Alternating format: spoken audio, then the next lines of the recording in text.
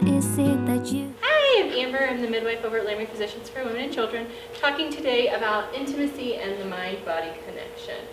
So just to tell you a little bit about me, I got married at 18, and this is my husband Richard, and we have two great kids. We put each other through college, so he worked and put me through nursing school, and I worked and put him through college. And so we will have been married 17 years in June. And so I just wanted to kind of encourage you and say that if we can do it, you can definitely do it. I went to Auburn and got my BSN, and then about 3 years ago I went to Georgetown and got my midwifery degree as well as a WHNP, or Women's Health Nurse Practitioner. And I have a crazy schedule. I have lots of patients in the clinic. I work a lot of on-call hours, and I definitely couldn't do everything that I do without him being super supportive and our good communication. And so that's what we're going to talk about today. So our objectives are to discuss intimacy, the male and female brains, a little bit of anatomy, and individual differences in sexuality. So let's start with the female brain. And the reason that we want to talk about this is because there's definitely differences between the male brain and the female brain.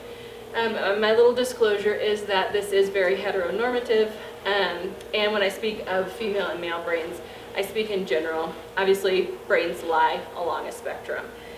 When it comes to intimacy, it's really important to understand that the female brain is wired for connection. They really want to be connected and really use communication in that connection. We know that even from birth, female infants seek that connection earlier. So they're going to look for their mom's faces.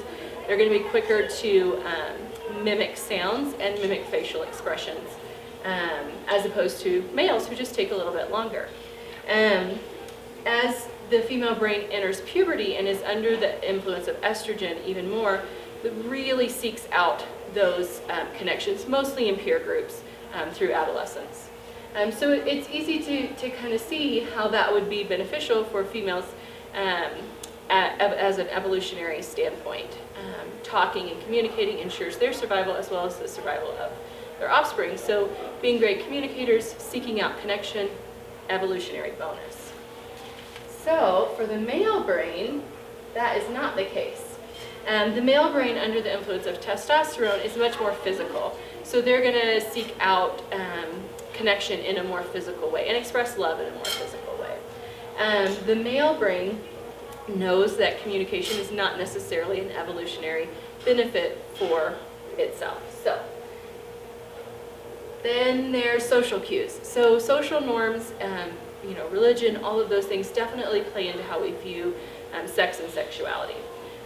Women are really, in many cultures, taught to preserve their virginity and really view themselves as how they relate to their husbands, whereas men are more often taught to sow their seeds and get while the getting's good.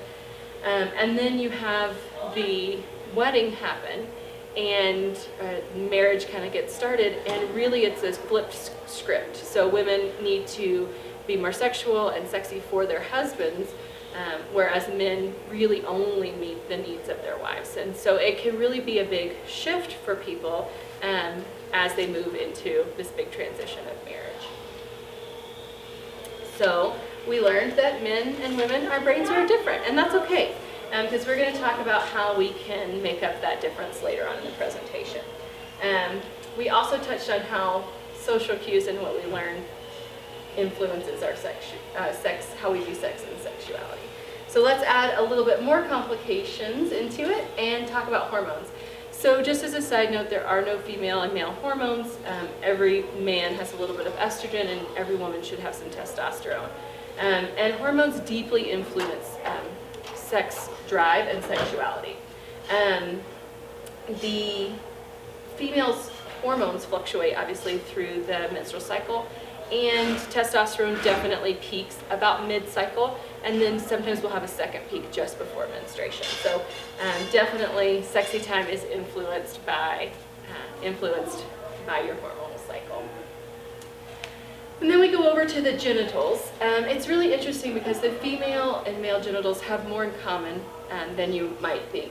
So So as fetuses, we all start out with the same genitals, and then hormonal cues throughout the pregnancy trigger the development of either male or female external anatomy. But it's essentially using the same pieces of a puzzle to make a different picture. So the glands of the penis and the shaft are synonymous with the external labia, the vagina, and the clitoris.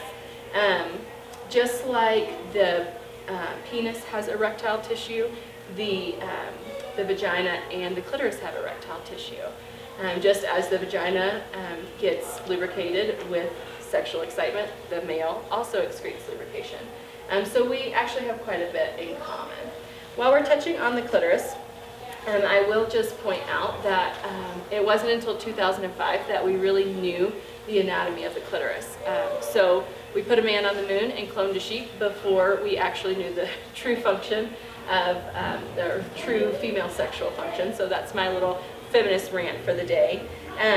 It's important to note that most of the structure is underlying, so under the skin, under the tissue. Really the only portion that you see on the outside is just this little part, but it's really important to understand that there's a lot more than what meets the eye.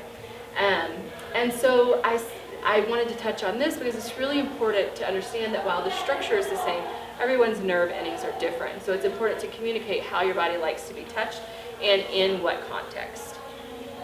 So now we're going to move on to how people vary individually. And this is really important because everybody's going to have a different innate drive.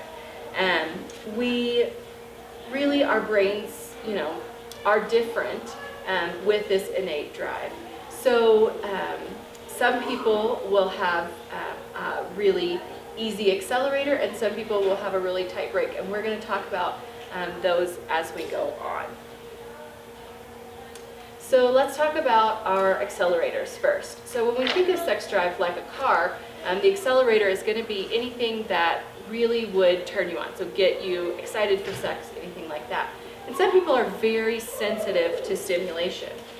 Whereas other people, it really takes a lot of stimulation to get them excited and ready for sex. So this is going to be different from everybody. It's going to be kind of across a continuum. And so there's not one accelerator that's better or worse than the other, but it's really important to understand your partner's accelerator. Because for people with sensitive accelerators, even slight stimulation is really going to rev the engine up, whereas people who are more resistant to stimulation, really it's going to take a lot to get them ready and get the car rolling. And then when we flip over and start talking about brakes, brakes are going to be anything that shuts it down.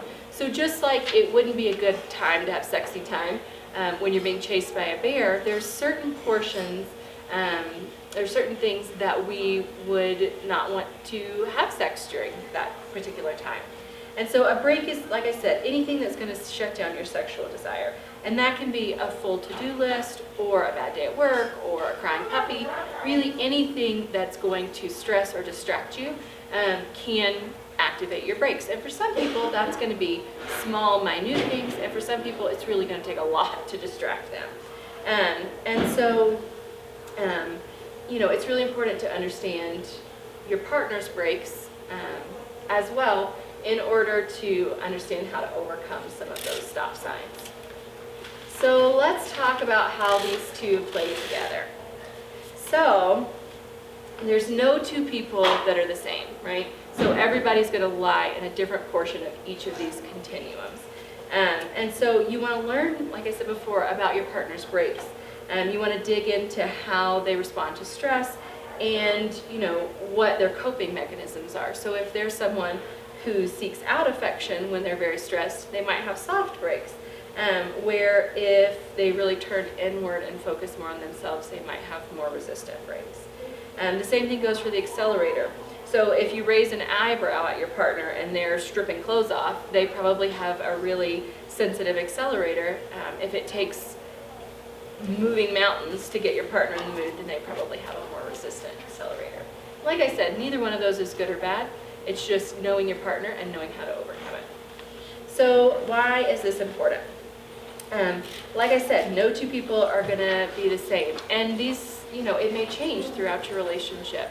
So it's really important to understand where your partner is emotionally, socially, mentally, and be able to work through that to make sure that there's not tension in your relationship and make sure that everybody's needs are getting met. So as I was saying before, there's no 50-50 in marriage. It's 100 and 100, right? And so you really want to make sure that both of you are working the same. I never advocate for offering sexual favors in exchange for household chores, but by taking something off your partner's plate, you might put sexy time back on the plate. So it's important to communicate between the two. Like I said, communication is the key. You can have the gas tank full, you can have all the roadblocks removed for the brakes, and if you don't have the key to the car, you're really not going to go anywhere. So you want to make sure that your partner understands how you like to be touched and in what context, as well as if you want to make sure you're communicating anything that's going on that might distract from what's going on at the present moment. So just kind of to wrap up, we talked about how male and female brains are different and how we connect in different ways. We talked about how our anatomy is more similar than different, but that the nerve endings differ from person to person. We talked about how the patriarchy has its priorities slightly mixed up. And we talked about learning how to figure out what triggers your partner's brakes and how to understand their accelerator. Like I've said throughout the presentation, really the mind and body connection is so important. It's very, very deeply ingrained in our sexual lives. And so the brain has the ability to really take the big O completely off the table, even if it was just right in sight, just by simply thinking stressful thoughts. So it's really important to understand your partner, understand where they are emotionally, and talk through any issues. So that was a lot of information. If you have questions, please feel free to reach out to us. We're always happy to discuss your sex life, emotional issues, anything like that that you want to chat with. We're always happy to help. Thanks.